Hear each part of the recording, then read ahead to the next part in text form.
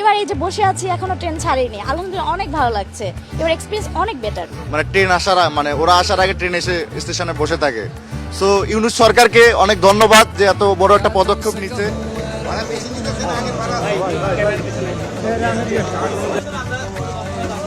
আপনারা যাচ্ছেন নাকি? আসবে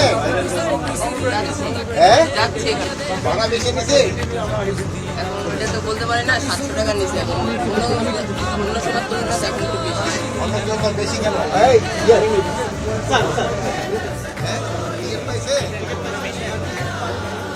आपके दर से कोई न खाली गया, अपने दामन को भर के सवाली गया, अपने दामन को भर के सवाली गया। ओ हबीबे हज़ी, ओ हबीबे हज़ी, पर भी आका नजर वरना और आके हस्ती बिखर जाएंगे।